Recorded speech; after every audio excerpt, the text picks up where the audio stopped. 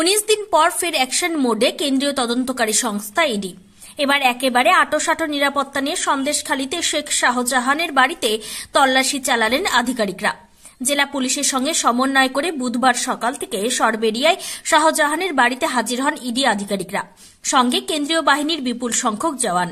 শাহজাহানের বাড়িতে এদিনও তালা বন্ধ ছিল। দুজন স্থানীয় সাক্ষীকে রেখে কলকাতা থেকে চাবিওয়ালা নিয়ে গিয়ে বাড়ির বন্ধ তালা ভেঙে বাড়ির ভেতরে ঢোকেন ইডি আধিকারিকরা। গোটা বাড়ি সহ পুরো এলাকা ঘিরে ফেলেছেন জওয়ানরা। দুজন স্থানীয় বাসিন্দাদের সাক্ষী রেখে এদিনে তল্লাশি অভিযান চালায় ইডি। গত 5 তারিখ এখানেই তল্লাশি চালাতে গিয়ে আক্রান্ত হয়ে রক্তাক্ত হয়েছিলেন ইডি আধিকারিকরা। এলাকাতে স্থানীয়দের বাধায় এলাকা ছেড়ে চলে যেতে বাধ্য হন আধিকারিকরা। আজ সেখান থেকে শিক্ষা নিয়ে পর্যাপ্ত বাহিনী নিয়ে তবেই ফের তল্লাশি অভিযানে নামল কেন্দ্রীয় তদন্তকারী সংস্থা।